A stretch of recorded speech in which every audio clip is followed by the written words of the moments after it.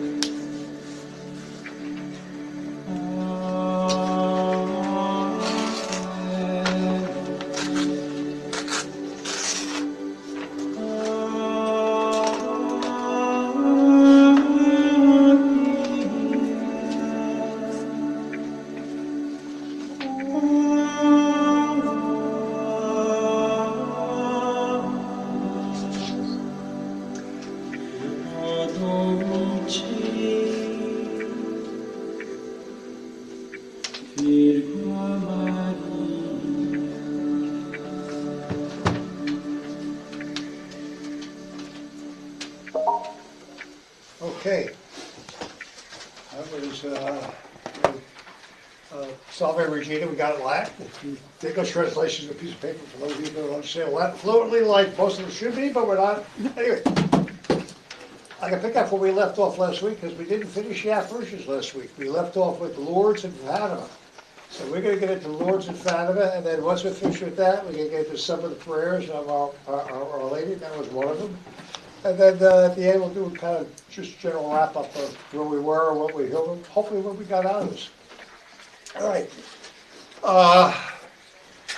Tomorrow is the Feast of Our Lady of Lourdes. All right. It goes back to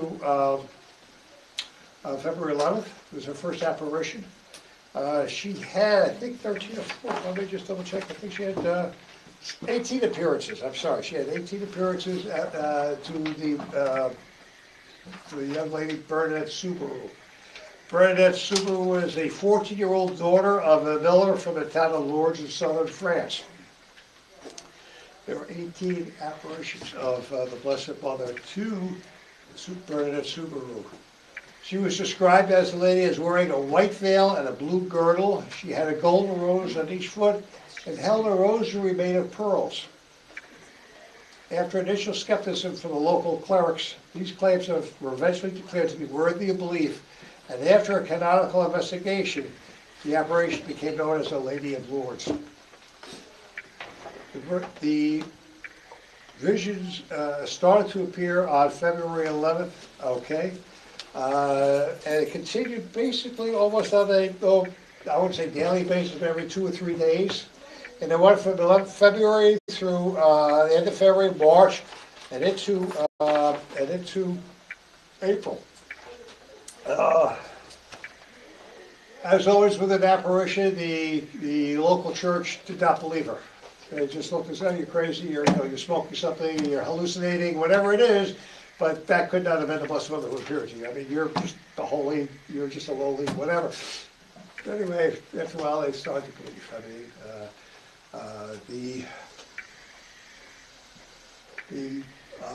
He put that the stand. local priest, and then it got the bishop involved. And finally, they recognized that, yeah, there was the hand of the supernatural was in this. And the bishop asked Bernadette Subaru, he says, what's her name? And Bernadette says, I don't know her name. So at the next apparition, Bernadette Subaru asked the woman, what is your name? And the woman looked at her and smiled. Didn't say a word. Apparition ended. Following week, Bernadette Subaru is back at the site. Woman appears. Bernadette asked the woman again, what is your name? The woman smiled. And Bernadette persisted. She said, no, what is your name? And the woman's smile left her. And she just looked at Bernadette and says, I am the Immaculate Conception. She said what? I am the Immaculate Conception. Okay. That's the first time that that an apparition confirmed that theology. That is one of the dogmas of the Catholic Church. We will know that the second of it. The early church fathers, in looking over Jesus and going over the birth of Jesus, the life of Jesus, Mary basically said that Mary was a Theotokos. Mary was a mother of God. Well, she's a mother of God. She had to be born without sin. God could not have a mother who had sin. So she had to be born without sin. So way back almost at the beginning of the church, the church fathers and the people were talking about a Mary being Immaculate Conception. It was Mary who confirmed it in their apparition to Bernadette Subaru. 11 years later, the church confirmed it. Pius X basically had a feast of, made the declaration ex cathedra that he was born as an Immaculate Conception. Okay? They able to feast for that day, and she was honored with that title. Her message to Bernadette was basically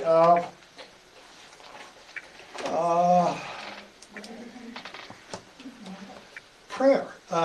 The church at that time, back in the 1850s, 1860s, was going through a tremendous issue of modernism, the world, not the World War, but the Franco-Prussian War. There was a lot of upheaval, especially in Europe. The people were becoming more and more just like today. They were becoming more and more materialistic. They didn't believe in going to church. They didn't believe in basically in any of the church beliefs. They just, as we see today, became very, very materialistic. And the message of the Blessed Mother was pray. Pray for the sinners, pray for the conversion of those who don't believe, okay? But you must pray. And that was basically the message of Lourdes. Now, at that point, somewhere around the 50th, I think it was the 50th appearance. Could you just take a look, see? The 17th appearance, I'm sorry. 17th appearance, Our Lady tells Bernadette Subaru, there's like a little muddy patch of ground under the grotto where the Blessed Mother was standing. She says, drink the water, wash and drink the water. And there was muddy water, so Bernadette just kind of pushed it aside and then dug a little deeper, still muddy, dug a little deeper, started getting clearer, dug a little deeper, and got to the point where it was clear enough where she could just take it like this and just put that about and sip it. The spring gushed from there. And the spring's been gushing even today. That is the miraculous spring. That is the spring where, when it happened, there was the first miracle was there was a woman pregnant, she was about to give birth, and she had some type of a physical deformity with her arm. So she's there because the word of Bernadette Subaru, the Virgin, had, after 10 or 12, 15 visits, that was spread around the village, She went there just to see if something could happen. So she took her arm and she put it in the water, miraculously healed. That was the first recorded miracle, a physical miracle of somebody being helped. So once that word spread around, then it really got out of hand. I mean, the mayor and the bishop, I mean, everybody just tried to put a cap on it, and once the genie was out of the bottle, you couldn't put a cap on it. You couldn't put a cap on it. And that's how the whole thing started. It started with the spring. It started where word started getting around, and then you started getting pilgrims coming. Pilgrims coming for healing. Pilgrims coming just to be at a place where the Virgin Mother had appeared. Really, we just were there because that was the place where she was ought to be.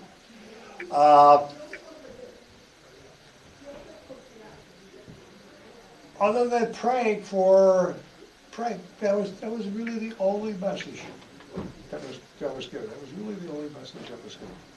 So that was Lourdes is what's what I'm thinking of? Of the three most visited Marian sites, Lourdes ranks number 3 with approximately 12 million visitors a year. Fatima is about 16 to 18 million visitors a year. And Mexico City, it's got like 25 million plus. I mean, I just got an email for the Knights. The Supreme Commander of the Knights just finished came back from Mexico City. They brought the whole board of directors for the Knights of Columbus down there. They went down there for a pilgrimage. They just got back. So it is an unbelievable place. All right, that was Fatima. Now let's get to Fatima. I'm sorry, that was Lourdes. Let's get to Fatima. Yes. What year was Lourdes, please? Oh, hold on, I'll tell you a second. Lourdes, first year of Lourdes was February 11th, 1858. Okay. And you said, like, before that, you said they were talking about making the Immaculate Conception, that they would make it an official, and then when she appeared, it sort of cemented it for the You go back to the Franciscans, the early Franciscans, when they were started back in 1300s. The Franciscans and the Dominicans, even back then, were talking about Mary being the Immaculate Conception. Back then. You go to Thomas Aquinas, who was a Dominican. He was talking about the Immaculate Conception. So that is 500-600 years before she actually made the appearance. They always say that because of the, again, being the Theotokos, being the Mother of God, she had to be pure. She had to be undefiled. She had to be 100% holy. She couldn't be the bearer of God if she wasn't.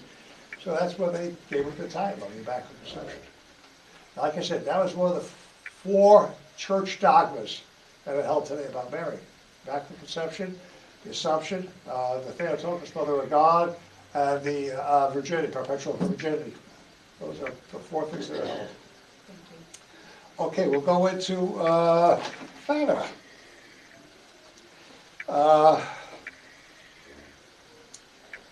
When Fatima broke out, we're in the middle of World War I. Okay, it was France and Germany and Russia, and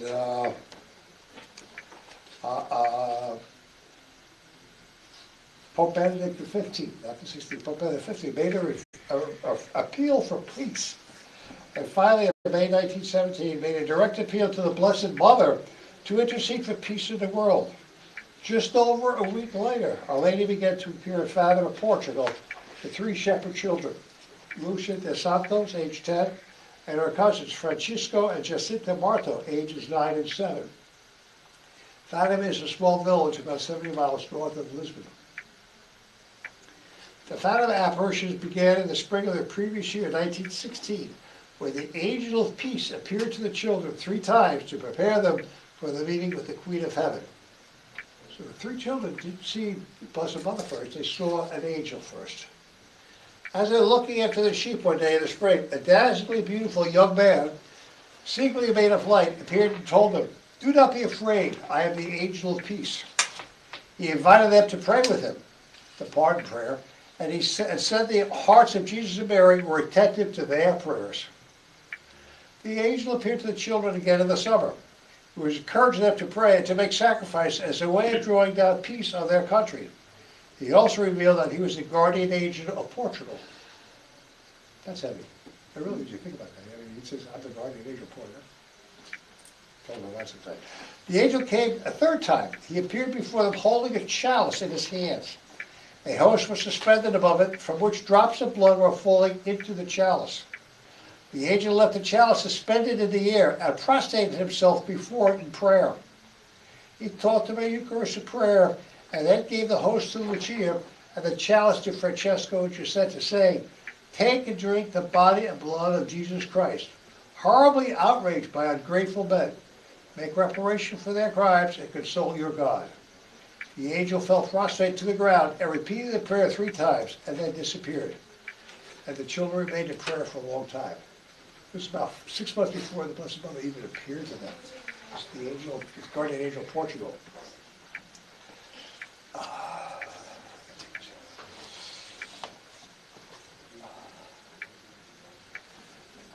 On May 13th, 1917, the 3 children took their flocks out to pasture in a small area known as Coram de Ira. 1917, that was 100, just a little while ago, just 110, whatever years ago. That ain't a lot of time back then. I mean, back then is measured in centuries, not just 100 years. Hell, I'm almost 1917. Dad was born 1918, right there. They suddenly saw a bright flashlight of something akin to lightning. They looked up to see, in Lucia's word, a lady clothed in white, brighter than the sun, radiating a light more clear and intense than a crystal cup filled with sparkling water lit by burning sunlight. The lady smiled at them and said, do not be afraid, I will not harm you. I come from heaven. She asked them to come to the cove at the same hour on the 13th day for 6 months. Then she said, are you willing to offer yourselves to God and bear all the sufferings he will send to you as an act of reparation for the conversion of sinners? Lucia, speaking for all 3, said, yes.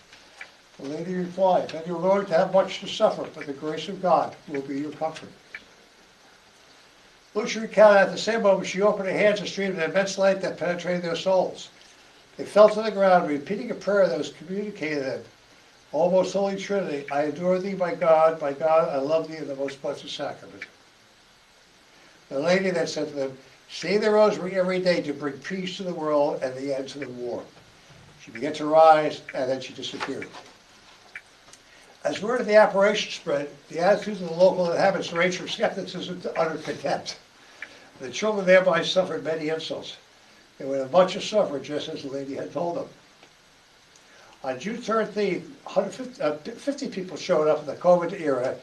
The children saw a flash of light followed immediately by the apparition of Mary. She spoke to Lucia.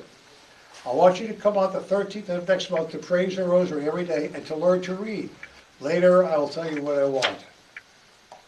She told them that Francesco and Jacinta would go to heaven soon, but Lucia would remain on earth a while longer to help spread devotion to her Immaculate Heart through the world, as was Jesus' desire. Lucius was sad at this and asked, am I to stay here alone? And Mary replied, no, my daughter. Are you suffering a great deal? Don't lose heart. I will never forsake you. My Immaculate Heart will be your refuge and the way that will lead to your God. Then she opened her hands and radiated an immense light. In her right hand she held her heart encircled with thorns. Lucia said they understood me the Immaculate Heart in need of reparation. On July 13th, the 3 children assembled back in the cova and saw the lady. Mary again told them to come every month. He says, continue to pray the rosary every day in honor of Our Lady of the Rosary, in order to obtain peace for the world and an end to the war, because only she can help you. That's the first time where she refers to herself as Our Lady of the Rosary. We'll get to the rosary a little later on, where how it evolved and it became, but that's where she confirmed it. She promised in October that she would tell them who she was and perform a miracle for all to see. Then she continued, sacrifice yourselves for sinners, and say many times, especially when you make some sacrifice, O Jesus, it is for love of you, for the conversion of sinners, and a reparation for the sins committed against the Immaculate Heart of Mary. As she spoke these words, Mary opened her hands, and rays of light from them seemed to penetrate the earth, revealing to the children a terrifying vision of hell full of demons and lost souls. This vision of hell was the first of a 3-part secret inferno. The children looked at the sad face of the Blessed Virgin, who spoke to them. You have seen hell where the souls of poor sinners go. To save them, God wishes to establish in the world devotion to my Immaculate Heart. If what I say to you is done, many souls will be saved and there will be peace. The war is going to end, but if people do not cease offending God, a worse one will break out during the pontificate of Pius XI. When you see a night illuminated by an unknown light, know that this is the great sign given to you by God, that he is about to punish the world for its crimes by means of your famine and persecution of the Church and of the Holy Father. To prevent this, I shall come to ask for the consecration of Russia to my Immaculate Heart and the communal reparation of the first Saturdays. If my requests are heeded, Russia will be converted and there will be peace. If not, she will spread her errors throughout the world, causing wars and persecutions of the Church. The good will be martyred, the Holy Father will have much to suffer. Various nations will be annihilated, and in the end, my Immaculate Heart will triumph. The Holy Father will consecrate Russia to me, and she will be converted, and a period of peace will be granted to the world. Amen. Amen, oh God. The third part of the secret was revealed by St. Lucius on January 3rd, 1944, which is a considerable amount of time past the original apparition. All right, obedience to you, my God, who commanded me to do so through His Excellency, the Bishop of the era. After two parts which I have already explained, at the left of Our Lady and a little above, we saw an angel with a flaming sword in his left hand, flashing. It gave out flames and it looked as though they would set the world on fire. But they died out in contact with the splendor that Our Lady radiated towards him from her right hand. Pointing to the earth to his right hand, the angel cried out in a loud voice, "Penance, penance, penance." And we saw an immense light that is God, something similar to how people appear in a mirror when they pass in front of it. A bishop dressed in white. We had the impression that it was the Holy Father. Other bishops, priests, and men and women religious were going up a steep mountain, at the top of which there was a big cross of rough-hewn trunks, as of a cork tree. Before reaching there, the Holy Father passed through a big city, half in ruins, and half trembling with halting step. Afflicted with pain and sorrow, he prayed for the souls of the corpses he met on the way. Having reached the top of the mountain on his knees in front of the big cross, he was killed by a group of soldiers who fired bullets and arrows at him. In the same way there died one after another the bishops, priests, men and women religious, and various lay people of different rank. Beneath the two arms of the cross there were two angels, each with a crystal aspersium in his hand, at which he gathered up the blood of the martyrs, and with it sprinkled the souls that were making the way to God. Before the apparition ended, Our Lady said to the children, "When you pray the rosary, say after each mystery, O my Jesus, forgive us, save us from the fires of hell. Lead all souls to heaven, especially those who most need."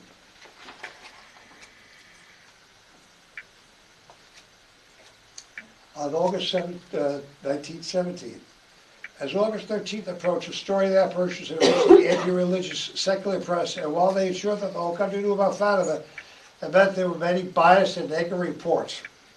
The children were kidnapped on the morning of the 13th by the mayor. They were interrogated by the secret. They were interrogated about the secret and were told to say the apparitions were a lie.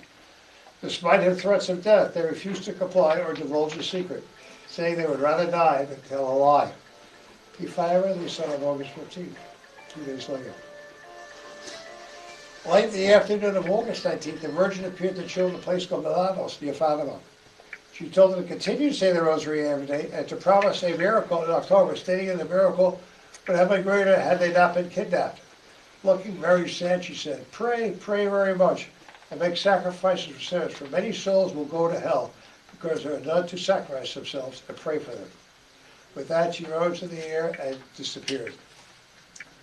By now, the children had thoroughly absorbed Mary's plea for prayer and penance and did everything they possibly could to answer it. They prayed for hours lying prostrate on the ground, and went long days without drinking water in the heat of the summer. They gave their lunches to poor children as a sacrifice for sinners. They even some pieces of old rope around the waist as a form of mortification. On September 13th, 1917, very large crowds began to converge in Fatima from all directions. Around noon, the children arrived. After the customary flash of light, they saw Mary on a oak tree, and she spoke to Lucia. continued to pray the rosary in order to obtain the end of the war. In October, our Lord will come as well as a Lady of Sorrows and Our Lady of Mount Carmel. St. Joseph will appear with the child Jesus to bless the world. God is pleased with your sacrifices. October 13th. The prediction of a public burial caused intense speculation throughout Portugal. And the papers published satirical articles on the anti-relations against the apparitions. People from other parts of the country to spending tens of thousands on Fatima. Despite the terrible storm that lashed the mountain country around Fatima on the eve of the 13th. Many pilgrims walked barefooted, reciting the rosary as they went, all crowding to an area around the coffin. By mid-morning, heavy rains began to fall, and the mud was ankle deep. The children reached the homework before noon, and they saw the flash of light as Mary appeared before them. Lucia asked what she wanted. I want to tell you that a chapel is built here in my honor. I am the Lady of the Rosary. Continue always to pray the Rosary every day. The war is going to the end, and the soldiers will soon return to their homes. Lucia made some requests for cures and other things, and Mary responded, some yes, but not others. They must amend their lives and ask forgiveness for their sins. Our Lady grew very sad and said, do not offend the Lord our God anymore, because he is already much offended.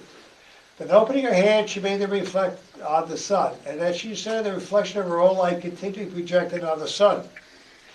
After she disappeared, as the people witnessed a particular miracle, the children saw visions foretold through the September apparition. The greatest miracle to occur since the resurrection.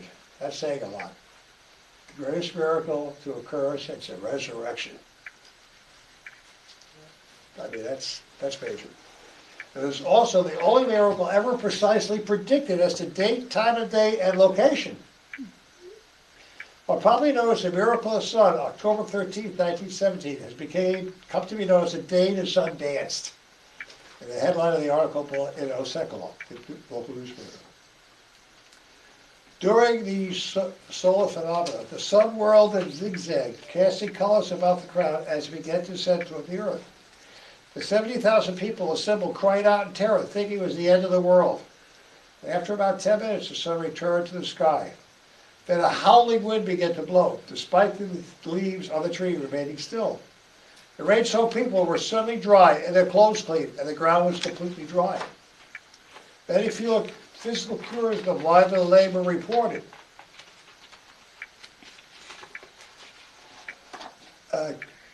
Countless unreserved public confession of sin and commitments to conversion of life attested to the authenticity of what they saw. The miracle was reported to have been seen from as far away as 25 miles, thus ruling out the possibility of any type of hallucination or mass hysteria. No such phenomenon of the sun was reported anywhere in the world, and scientists were unable to explain it. Doubters and skeptics have become believers. Even the on-site reporter stood by his story later in spite of harsh criticism.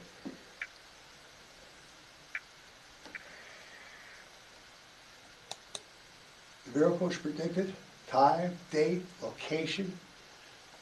That doesn't happen. That doesn't happen, really. I mean, that's major. That means just, when you say this is what's going to happen, and it happens, you stand back and say, wow. After the apparitions, Jacinta and Francisco both fell ill to the influenza pandemic that swept through Europe. Francisco recovered somewhat, but there were hopes he might become well, but he realized he was destined to die, as Our Lady had foretold, and his condition worsened. He offered up his sins and sufferings as a way of consoling God for the sinfulness and the gratitude of mankind.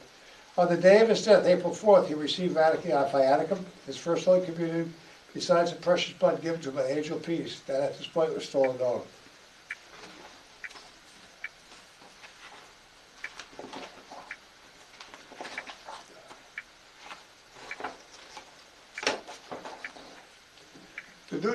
The new bishop decided that it was best if Lucia was removed from Fatima, both to spare her from the continual questioning she had to endure and to see what effect her absence would have on the flow of pilgrims.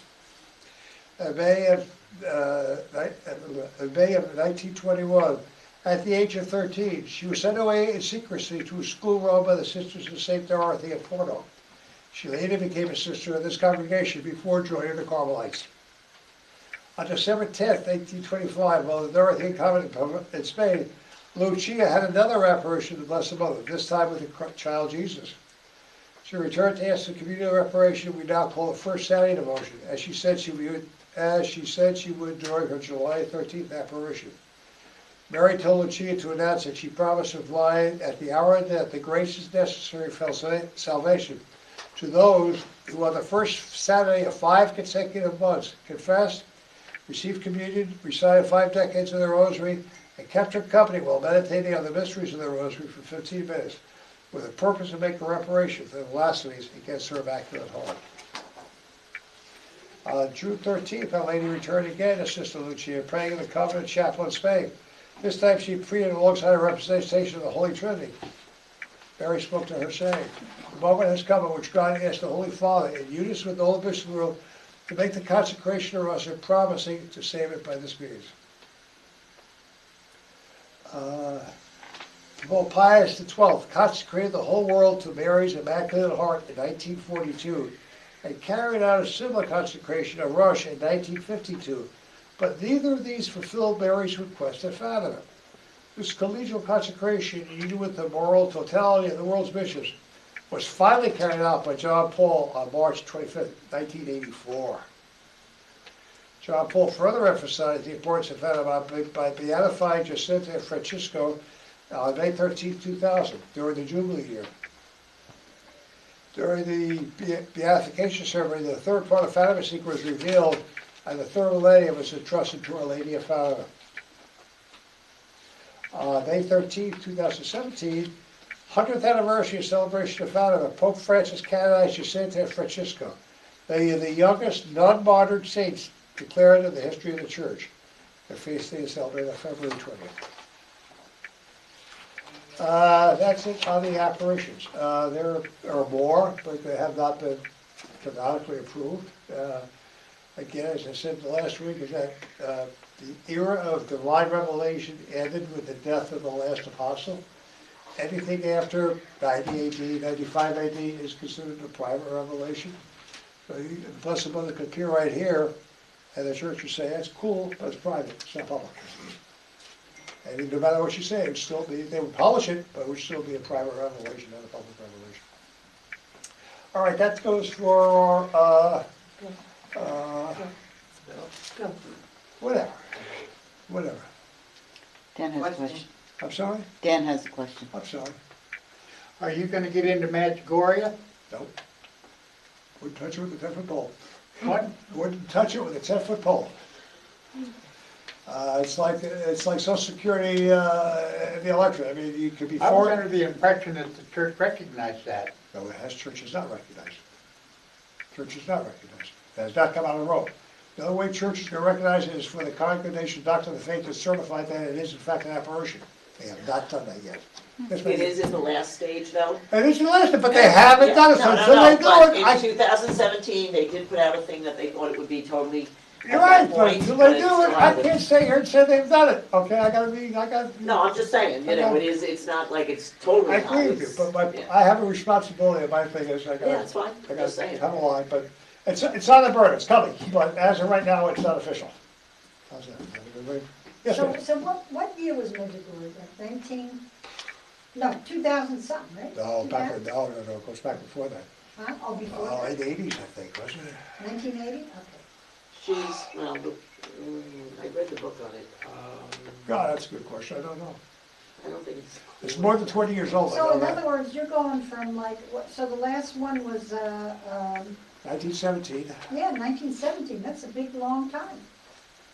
Are you gonna, you don't know of any, like it would be interesting to see if there Well, was a book. I'll You stop for a second. mentioned that the last, Our Lady of Bornix, Yeah, well, 1933, right? Did you mention that? out, correct.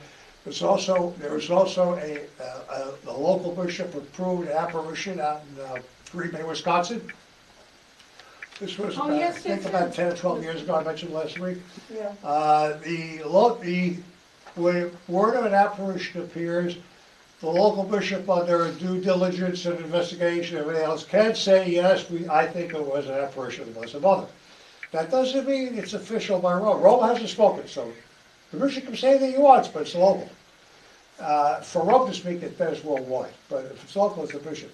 There was an apparition of up in the Bronx, I want to say about 15 years ago. And Cardinal Egan sent in a whole bunch of people, and priests, et cetera, to verify it and everything, and they said it turned out to be a hoax. So they investigated, it turned out to be a hoax. So what happens is the local bishop's is the first one to respond. In other words, he'll go to people and find out. He's there. He's local. He's on the scene. So he has first access to people. And if he believes that this is serious, yeah, he could declare, I think, in his own opinion, as a bishop, that there was an apparition. It's up to him then to take that information and send it out to Rome, or Rome will come out and say, yeah, this is official. But Medjugorje, you haven't done that yet. Medjugorje started in 1981. 1981, thank you. June 24th, 1981. Yeah, thank you. Yes, sir. So why are these important? Why are these important?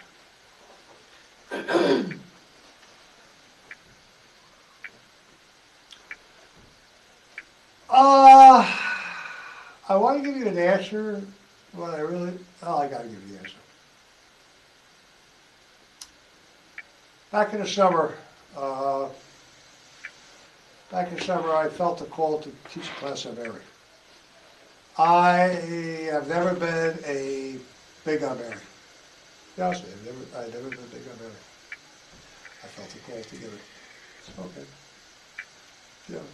I've gotten tired of going along with them, don't say no to the calls. If you will, say yes. So I got there, okay? And the more I dug, the more deeper I got, the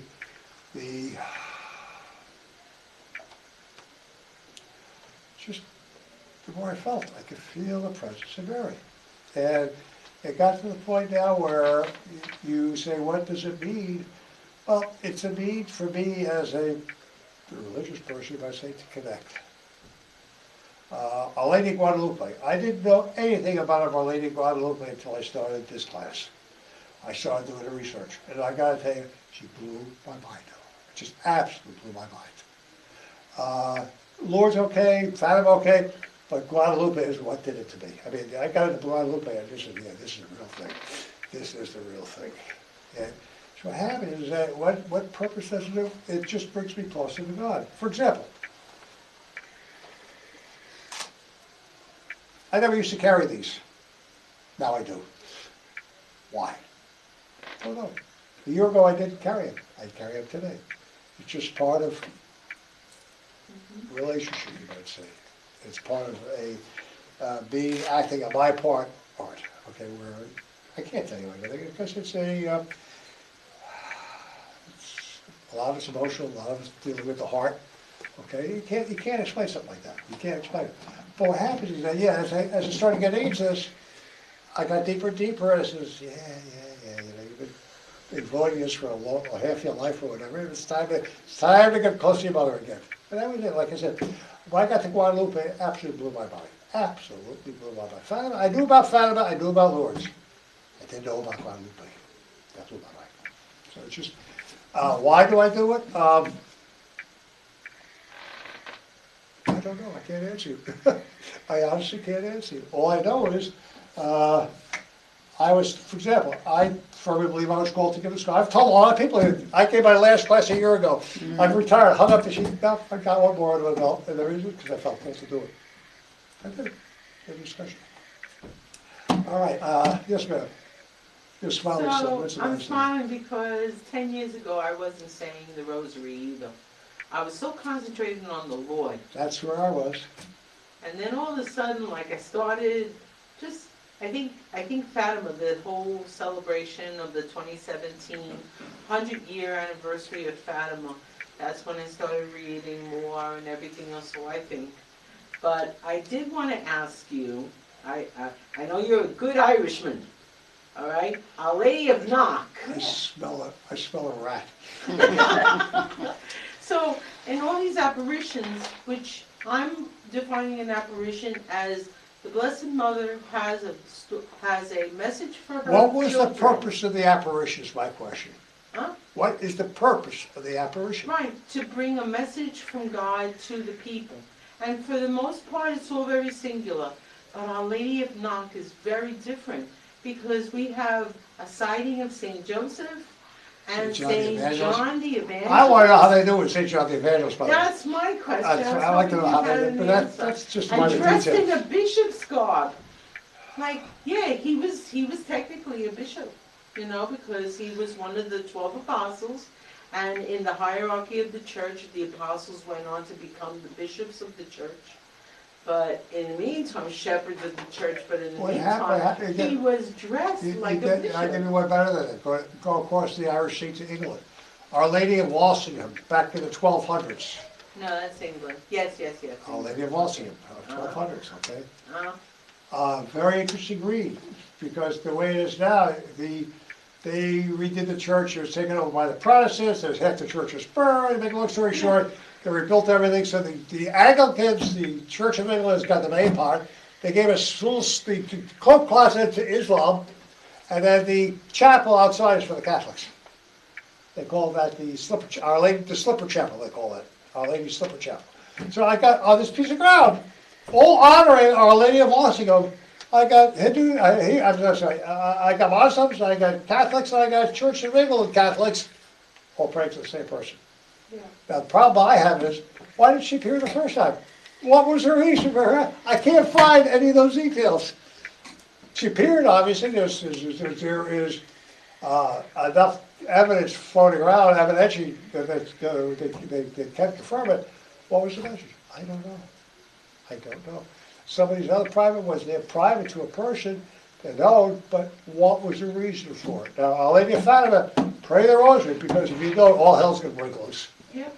Really, that's exactly what it was. Our Lady of Lourdes, I had the Immaculate Conception, she confirmed something that's been talked about for years, and which the church finally acknowledged in a declaration about 10 years after Lourdes. So, you can see that. Guadalupe, same thing, I can understand Guadalupe. Version. Yeah.